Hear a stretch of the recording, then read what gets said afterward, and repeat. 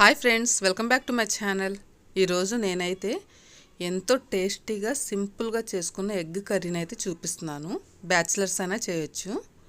ముందుగా నేను stove on చేసి దాని మీద ప్యాన్ పెట్టేసుకున్నాను.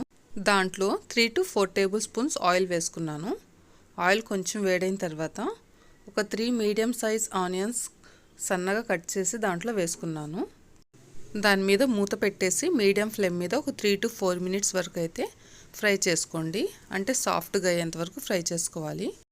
ఈ ఉల్లిపాయలు ఇలా కొంచెం కలర్ మారిన తర్వాత నేనైతే దీనికి డబుల్గా తీసుకున్నానండి టొమాటోస్. ఒక 4 to 5 వరకు అయితే తీసుకున్నాను. వీటిని కూడా సన్నగా కట్ చేసి దాంట్లో వేసేసుకున్నాను. ఒకసారి వీటిని బాగా కలిపేసుకోవాలి.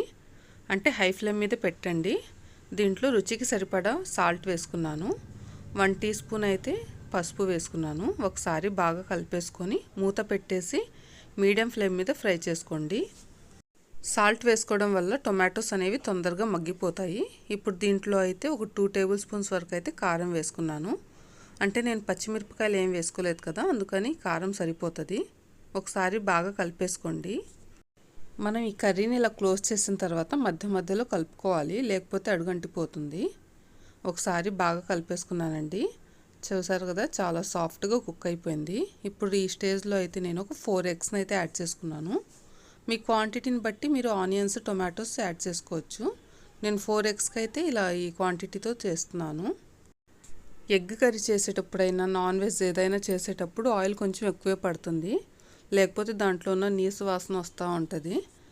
దాని రా స్మెల్ అంతా పోయేంత వరకు అయితే కుక్ చేసుకోవాలి. అంటే ఆయిల్ అంతా బయటికి రావాలి. ఇప్పుడు దీన్ని ఏమీ కలపకుండా మూత పెట్టేసి ఇలా 5 మినిట్స్ అయితే కుక్ చేసుకోవాలి.